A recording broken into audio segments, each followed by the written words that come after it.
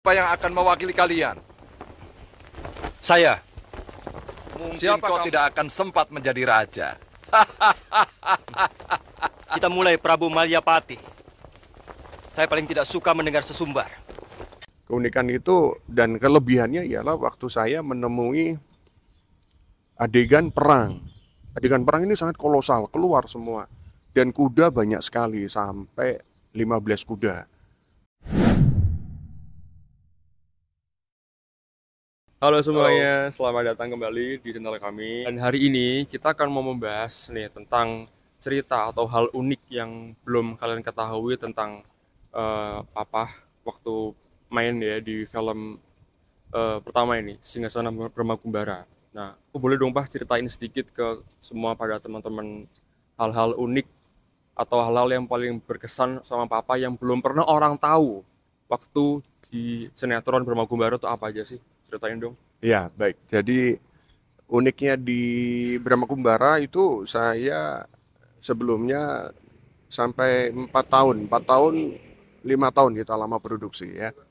Jadi ini kita menemukan satu lama produksinya itu sampai 5 tahun. 5 tahun atau 4 tahun ya, saya lupa, 4,5 mungkin ya. Terus di sini kalau menceritakan tentang keunikan, satu saya yang jelas tantangannya banyak ya. Terutama tantangan itu adalah bagaimana kita menjalankan peran-peran yang tidak biasanya, seperti anak-anak yang sekarang bekerja dengan ini ya, bukan film kolosal. Nah, seperti kemarin kan saya kebanyakan kan dengan ini kan properti bukan kolosal, bukan zaman klasik. Nah, sekarang saya propertinya ini klasik. Klasik itu jadi bagaimana kita mesti profesional naik kuda dan lain sebagainya, digantung, disling sampai setinggi 30 meter, terus bermain loncat-loncatan juga melalui sling dan loncat-loncat juga dari kuda ke kuda, karena adegan ini bermacam-macam. Nah, keunikan ini yang saya, bukan unik sebenarnya ya, lebih dari unik malah. Keunikan itu dan kelebihannya ialah waktu saya menemui adegan perang. Adegan perang ini sangat kolosal, keluar semua. Dan kuda banyak sekali, sampai 15 kuda. 15 kuda sebenarnya masih sedikit, tapi itu sudah banyak buat kita. Akhirnya ditambah lagi menjadi 25 kuda. Ya, dan itu kita adegan 25 kuda itu bergantian.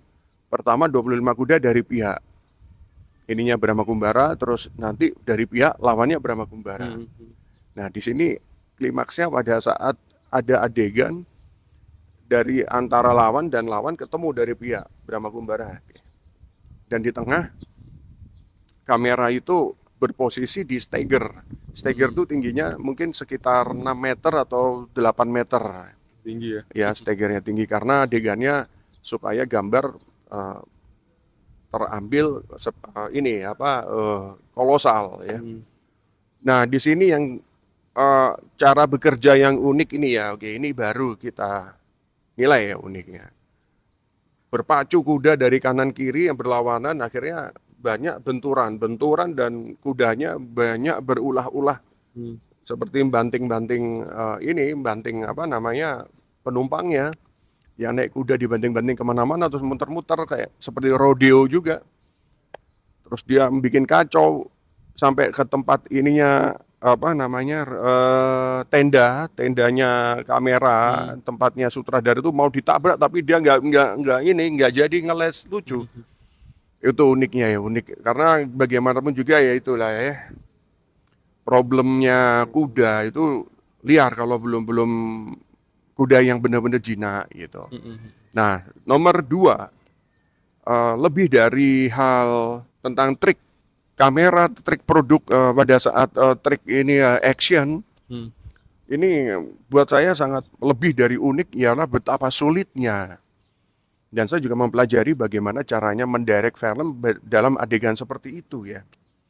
saya menempatkan pikiran-pikiran saya sebagai sutradara pada saat itu, menempatkan kamera pindah-pindah, dan kamera tuh ada dua, tadinya satu ditambah lagi dua, tapi akhirnya yang satunya nggak kepakai karena cukup sudah nyaman untuk diambil ya. Itu complicatednya juga luas gitu ya. Akhirnya pada saat kuda juga menabrak di tengah, tengah itu adalah stagger. Ya. Staggernya kamera, jadi stagger 8 meter tuh di atas ada kameramen sama kameranya goyang. Iya, yuk kayak gitu ya. Terus ada pemain sama pemain tabrakan dengan naik kuda itu karena kudanya tidak bisa dikendalikan, kuda liar ya tadinya. Kuda ya begitu deh, yang kurang diajari ini ketertiban ya. Jadi kuda itu mungkin melihat banyak orang, terus melihat ada lampu terang. Jadi sensitif Terus- ya kuda itu ya. Sensitif Apa? banget ya, sensitif banget ya. Dia mesti harus Kuda tenang. harus kuda itu liar. Jadi kuda saja ya, kuda itu liar. Kalau tidak pernah diajari fisik, diajari ini ya tertib. Ya. Seperti ada di kuda-kuda yang klub-klub kuda dan lain sebagainya. Itu pasti nggak nyaman karena ini kuda-kuda yang sering dipakai orang-orang untuk menarik sesuatu di desa-desa dan lain sebagainya. Karena di Pangandaran nih ceritanya. Oke. Lalu dengan ininya kuda itu akhirnya complicatednya banyak di kuda. Paling nggak benar ada yang sampai ditabrak kuda karena ada kuda juga ada prajurit yang itu luar biasa. Complicatednya luar biasa ya. Bagaimana cara membuat adegan perang ya pada saat itu tahun 94 ya, 94, 93, 94 ya oke. Nah, setelah ada keunikan itu yang yang terjadi dengan ini kuda, saya menemukan lagi jadi bagaimana caranya membuat film Brahma Kumbara itu dengan properti burung. Ya, itu bener tuh. Uniknya, bukan unik, icon ya. Icon yang Brahma Kumbara tuh nggak jauh dari burung elang ya. Jadi burung ini dibuat dari rangkaian besi oleh insinyurnya ya, insinyur art ya itu Indonesia. Waktu itu Pak Badrun yang jelas ya. Jadi tadinya saya melihat pembuatannya itu di suatu gudang besar, gudang yang jelas sekitar 50 kali 50 atau iya. Dan tingginya itu gudang itu kemungkinan ada 30 meter ya. Tinggi gudang itu dari sudut ke kiri kanan semua lingkaran tuh 30 meter. Digantung ada burung yang bisa itu ya, digantung dengan kawat. Kawatnya yang tebal yang jelas ya. Lalu kerangka dari besi itu dibentuk menjadi burung. Oke, dan di situ dibentuk menjadi burung, dia bisa bergerak sayap kiri kanan dengan remote control dan bisa menoleh kiri kanan dan bukan bola mata, ininya Apa itu? ya itu bisa merem melek gitu ya oke. Bisa nutup melek lagi, dia bisa kedip-kedip ya oke. Itu yang benar-benar saya pikir Sangat susah itu. sangat bagus. Terus saya juga menemukan suatu ilmu yang namanya chroma key waktu itu. Chroma key gambar dengan baik dan sebaik-baiknya waktu itu. Ya itulah. Oke. Lalu banyak wawasan-wawasan yang ini ya, yang semakin berkembang di film Brahma Kumbara. Terus saya juga tahu hal-hal yang bagaimana complicated membuat film kolosal itu nggak sembarangan, itu nggak gampang. Yeah. Jadi kalau saya mengatakan, siapa yang mengatakan film kolosal hanya begitu saja seperti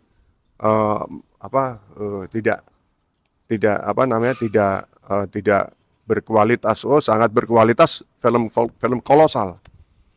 Karena apa? Complicatednya besar. Dan penggarapannya lebih sulit daripada yang sebaliknya. Itu. Dan saya juga pernah diseling dari pohon, jadi saya loncat Saya loncat langsung ke pohon, saya sudah pasang sling, naik ke pohon itu sampai setinggi 30 meter.